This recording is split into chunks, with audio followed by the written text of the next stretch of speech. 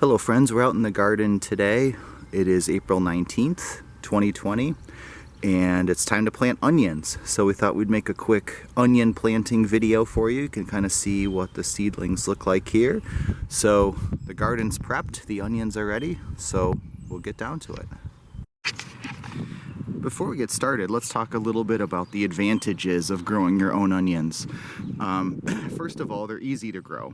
I mean, really, what we did for these was basically in early February, you just cast a handful of onion seeds into potting mix. These were started in our basement, and that's it. And then after a couple of months, you'll have nice onion starts. You can see those are nice little plants that are ready to go. And these are tough. That's the thing about onions. They're a very tough plant. These have been outside being snowed on, rained on, wind. For the last 2 weeks, they're totally fine. You can see our garlic right there. Those we planted last fall and they're coming up now. Onion plants are very tough. Anything from the onion family is going to be just fine out here in the cold. It's been snowing. Luckily today there's no snow, but next week it's supposed to be in the high of 40 degrees a few days, so these will be totally fine. So what we're going to do, I'll show you the varieties we have. We have 4 rows that we made in the garden with a hoe, and we're just going to plant these. And what you do is you basically and I'll show you, you pluck them out and you just stick them in the ground. It's as easy as that. They look sad for the first month or so, but they perk right up and get going before you know it. So here are the varieties that we have. This first one is called Red of Florence. This is kind of like a long shallot type onion. Delicious for cooking. Old heirloom variety.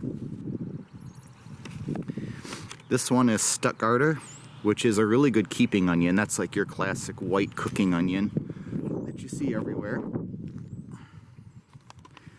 This next one is Flat of Italy. That's a red onion that's very sort of flat and wide.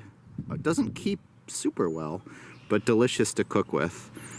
Good to pickle with too if you like pickled onions. This is Wethersfield Red, another old red variety, and these are all northern varieties. So one of the things you want to think about when you grow onions is long day versus short day. What that basically means is certain kinds of onions need a long period of light during the day in order to make onions. Otherwise they'll just grow as plants and won't actually bulb up. And so what happens is in the northern hemisphere we want to grow what's the northern part of the country, I should say. What we want to grow is long day onions because the angle of the sun gives us a long period of daylight. And so all of these are either long day or what they call indeterminate or intermediate day, meaning they could grow in south or the north. But if you try to grow a Vidalia onion in New York State where we are, you'll get beautiful foliage but not very nice onions a lot of the time. And then this one is Tropiana lunga, which is another one of those red shallot varieties. And so another delicious old heirloom. Highly recommend any of these. These are all great. They store for a few months. Usually we eat them before they go bad anyway. But we've had them in February and March in our root cellar every year. So those are the varieties. We'll get to the planting. Just to kind of set the scene, you can see how our garlic is planted. Those are about 4 inches apart. We don't measure, but you just want to kind of imagine. So if I'll zoom in a little bit and show you. If you can kind of think, a garlic clove, how much room would it take? Or a garlic head, I should say, a head of garlic. You want to leave about that much room between your plants. Otherwise what's going to happen is you won't get nice big heads of garlic. So you can kind of see, okay, that'd be like about what a garlic head would be. And so you space them apart that much. Same thing for onions. So we're going to do that when we plant our onions. You want to give them about 4 inches of space in between so that they can stretch out and make nice big bulbs.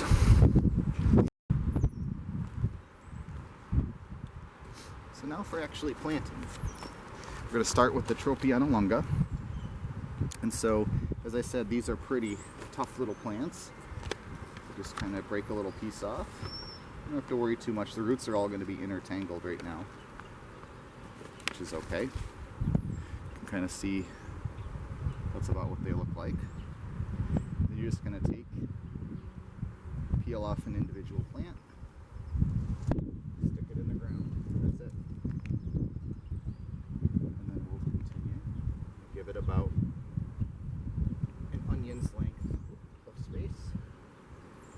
said, these are going to look pretty sad right now, but in a few weeks they'll perk right up. And people say, you know, you can't do this. You hear that a lot with gardening. Oh, you can't do this, you can't do that. One of the things you'll hear a lot is you can't grow onions from seed. Last year we got 25 pounds of onions doing this, and it was not a good year, actually. By the time I planted, they were too small.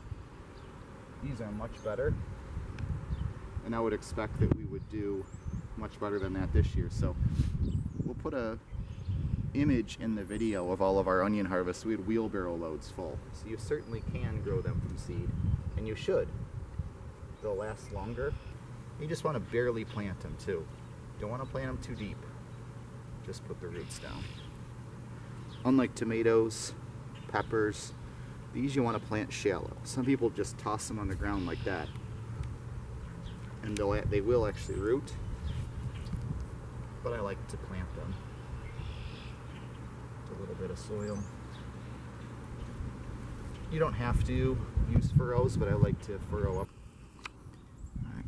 Second row here, these are the flat of Italy. So again, I'm doing this one-handed, so it's a little awkward. Just make a little hole. Take your onion. There it is. Set it in there. Just barely cover it with dirt. That's it. That's all you do. So this is the finished product. They will kind of be droopy for probably about a month. It does take a while, but if you're patient, they'll perk right up into strong little plants. We'll post an update shortly so you can see the progress, but thank you for watching our onion planting video, and stay tuned for more updates from the garden.